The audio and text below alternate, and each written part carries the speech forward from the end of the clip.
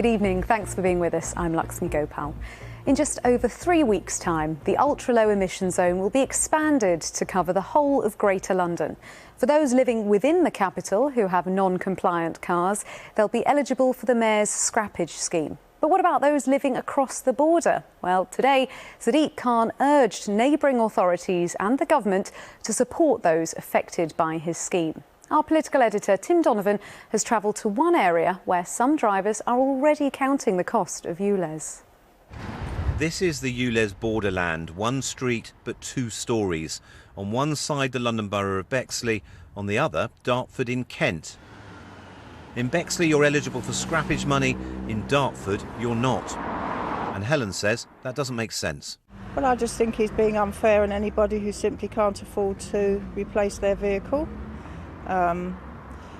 The implications for people, if your child goes to school there and your car doesn't comply, it's going to cost you a fortune to take them to school.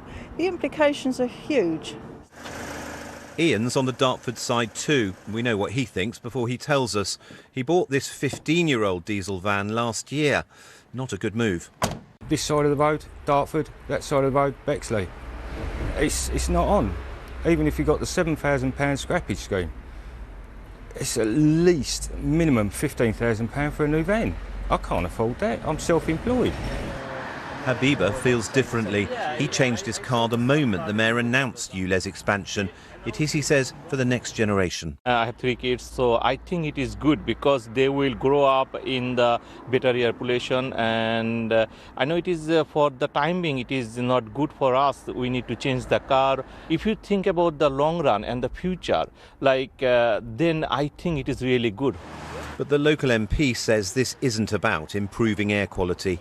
Even at this late hour, we're asking the Mayor of London to think again. He doesn't need to do this. There are better ways of raising finances. But if he's not going to go and do that, would you ask your government to step in, at least, and provide help for people on this side, in Dartford? I don't see why the taxpayer should have to pick up the bill for Sadiq Khan's mismanagement of his own finances. The audacity of a Conservative MP in Dartford asking the Mayor of London to support his constituents when he can't be bothered to lobby his Prime Minister and his government. The question Mr Johnson should be asking his Prime Minister is, if a scheme is good enough to be supported in Bristol and Birmingham and Manchester and Bristol, what about Dartford?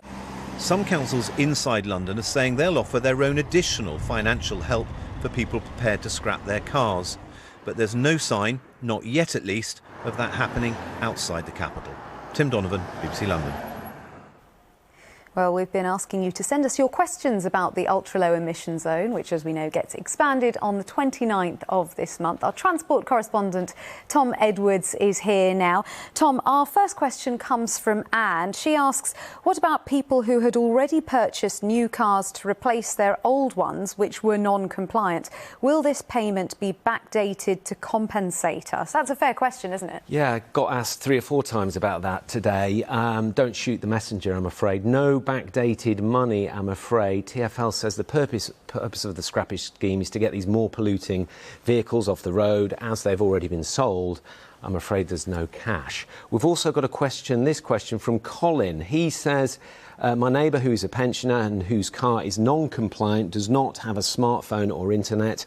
How does she and others like her able to apply for the new expanded scheme to scrap their vehicles? Well, the answer to that is someone can fill in the form on their behalf online. And TfL says you can also contact them by telephone for further assistance if you're unable to make the application online. There is a number for that, if we see it on the screen now, 0343 222 222 0343 222 222. So you can give them a call.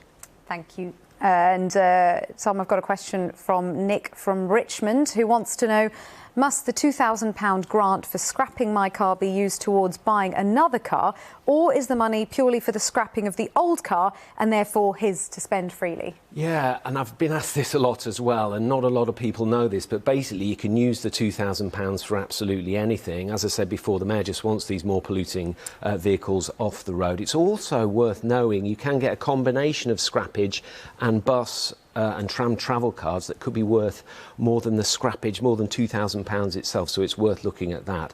We've also got this message from Graham asking this question.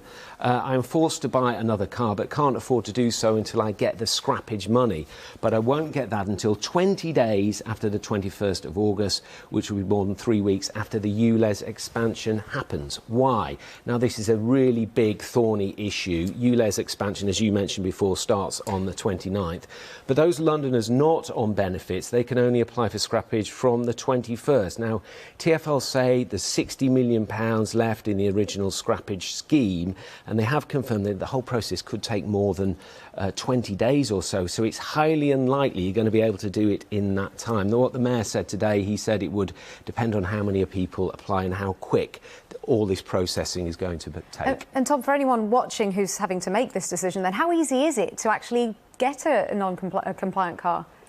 It's not straightforward, it's not easy at all. The Mayor told us on Friday there were 5,000 compliant vehicles for £2,000 or less in London. City Hall they admitted to me today he misspoke and got that wrong. He was talking about 200 miles around London. We checked today, and have a look at this on a website. There are 1,036 compliant cars within 35 miles of London. And this is the advice if you're thinking of scrapping your car. It still might be worth selling it. You might get more money that way. This is what Autotrader had to say. The first thing for everyone to do who needs to trade in their car for something that's ULEZ compliant is to go on to a site like Autotrader and value the car, get the valuation, because if it's more than the £2,000 you would get by scrapping it, then you'd be better off selling it. So first and foremost, get your car valued, especially as at the moment prices are going up all the time. So you may find that your car is worth more than you thought it was on valuation. Interesting point there. Finally, Wendy asked us why we never mentioned the fact ULEZ was a Boris Johnson policy. Very happy to point out that the Central London ULEZ was formulated under Boris Johnson, confirmed in 2015, brought forward by Sadiq Khan, was called the T-Charge 2017. However, the crucial point here is the expansion out to cover the whole of London. That was a decision by Sadiq Khan announced in November 2022. Tom, thank you. A lot of useful information there. That's our transport correspondent there. And remember, you can find out lots more information about the scrappage scheme and ULEZ in general on the BBC London website.